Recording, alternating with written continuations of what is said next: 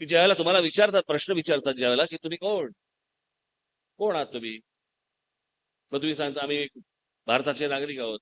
कुठले भारताचे नागरिक?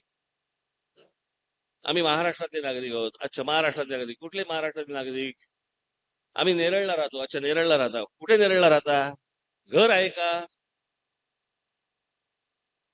तो घराचा जमिनीचा तुकडा आहे ना, ते म्हणजे तुमचं अस्तित्व.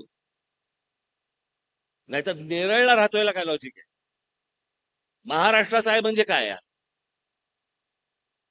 आजपर्यंत जगामध्ये जेवढी युद्ध झाली ती सगळी युद्ध काढून बघा. त्या सर्व युद्धांना आपण इतिहास म्हणतो आहोत. आणि जगामधला कोणताही इतिहास हा भूगोलाशिवाय पूर्ण होत नाही. भूगोल म्हणजे जमीन.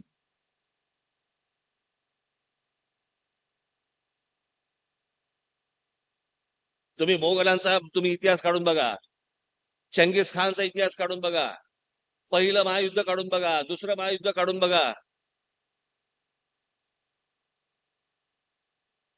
कुठलंही युद्ध काढून जर समजा बघितलं तर काय युद्ध म्हणजे काय? जमीन अक्वायर करणं.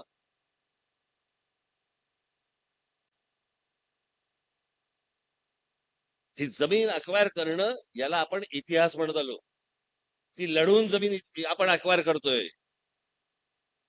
आज महाराष्ट्र इतका बेसावध आहे. पूर्वी लढाया तरी व्हायच्या, आम्हाला कळायचं तरी की हे जमीन आमची घ्यायला आलेत. आता राजकीय दृष्ट्या इतक्या हळू पद्धतीने तुमच्या जमिनी आता हातामध्ये घेतल्या जात आहेत. उद्या तुमच्याकडे काही तुमचं अस्तित्व राहणार नाहीये. आज मी इथे रायगड जिल्ह्यामध्ये उभा आहे.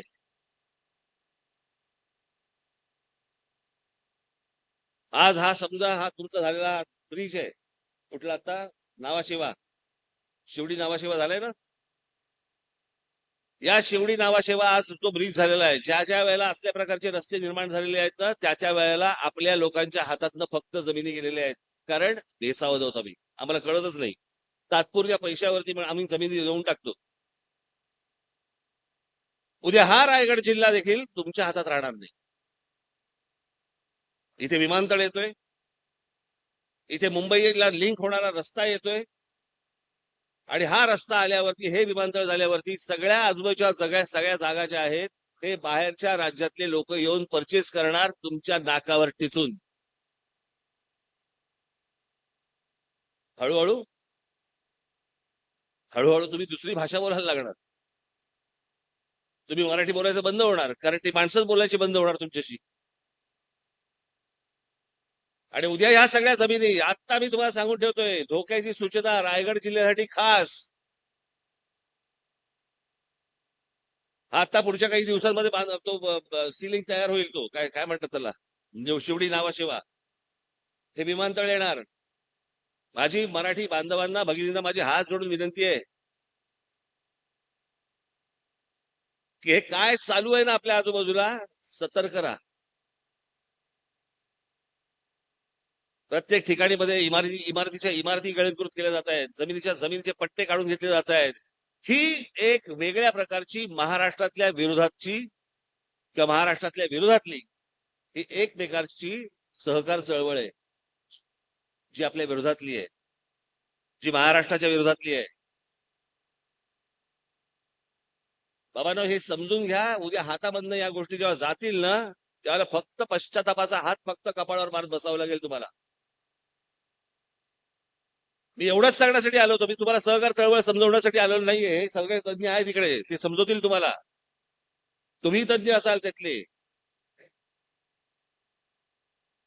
पण महाराष्ट्राच्या विरोधातली ही जी सहकार चळवळ जी सुरू आहे, ही मला असं वाटतं तुम्ही जर नेमकी नीट ओळखली नाहीत, कारण आपल्याकडचे नेते लाचार झालेले आहेत, मिंधे झालेले आहेत, पैशाने वेडे झालेले आहेत. त्यांना सत्व कळत नाही, त्यांना पाठीचा मणका नाही, स्वाभिमान नाही, काही नाही. आज इकडून तिकडे गेले, तिकडून तिकडे गेले, तिकडून तिकडे गेले. घरी गेल्यावरती लोक विचारत असतील, घरचे लोक आज कुठे आहात. पण तसं त्यांना पण बाहेर बोलायला लागत असेल. त्यांना पण बाहेर बोलायला लागत असेल. अहो, मी मध्यंतरी एका कार्यक्रमाला गेलो होतो विधान भवनामध्ये. मला कळेच ना कोण कुठच्या पक्षात आहे.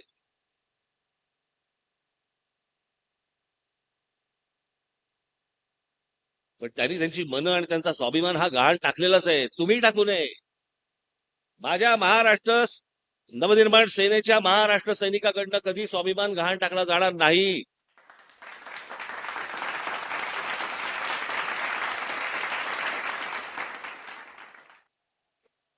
आणि ही गोष्ट तुमच्यापुरता ठेवू नका. जेवढे जेवढे तुमचे कोणी मित्रपरिवारातले लोक असतील, नातेवाईक असतील, कोणी असतील, सतर्क राहा.